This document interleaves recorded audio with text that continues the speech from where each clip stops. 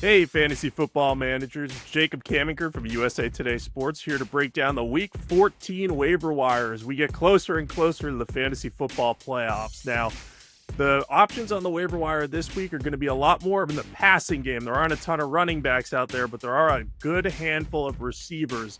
The best of whom is available in most leagues is Adonai Mitchell from the New York Jets. Now, Mitchell's talent was never in question. He was a second-round pick in the 2024 NFL Draft, but he never got the opportunities to prove himself with the Indianapolis Colts because they have a deep, talented receiving core.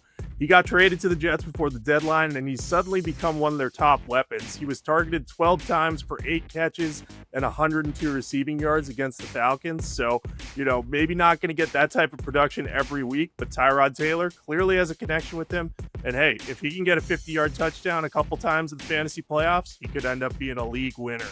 Another guy who's going to get a lot of volume and was traded before the season started is Devaughn Vele from the New Orleans Saints. The Saints recently released Brandon Cooks to create more opportunities for the younger receivers, and Vele took advantage of that opportunity this last week. He was targeted 8 times. He caught all 8 of the passes for 93 yards at a score against the Dolphins. Now, Vele's big, intriguing trait is that he's 6'5", 210 pounds. That could make him a big-time red zone weapon. And in a Saints offense, it's going to have to throw a lot with no semblance of a running game supporting Tyler Shuck. That gives Vele significant upside. Another passing game weapon that you're going to have to consider if you need help at quarterback is Bryce Young from the Carolina Panthers. Now, it might seem weird to say that because Young has had some clunkers this year, but the last couple weeks, he's been a little bit better. He's logged at least 3 passing touchdowns in 2 of his last 3 games, and he looked really good against the Rams. So I'm backing him as a sort of streamer type for that first week of the fantasy playoffs in week 15. He's on bye this upcoming week, so you're going to have to stash him if you want him.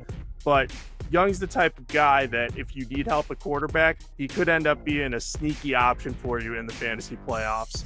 Another position we're going to go to is tight end. Darren Waller from the Dolphins just came back from IR, and his numbers aren't going to jump off the page at you when you look at the box score against the New Orleans Saints. He had 2 catches for 47 receiving yards and just 3 targets. However, the one pass he didn't catch was at the end of the end zone. He had a chance to bring in a touchdown, but he just could not get his feet down.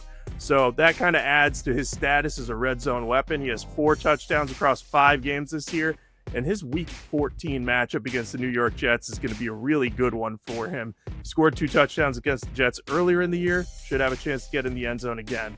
And finally, if you're really desperate for running back help, given the amount of players on bye this week, take a look at Blake Corum from the Los Angeles Rams.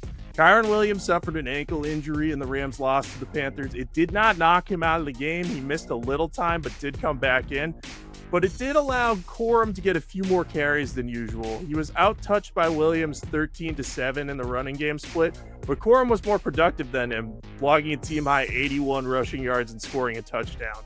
Maybe the Rams will give Williams a little bit of a rest to go more of a 50-50 split and give Corum a chance to kind of prove himself in Week 14 against the Cardinals. So if you're desperate for help at the position, Corum's the type of guy you can pick up, plug and play, and see what he can do.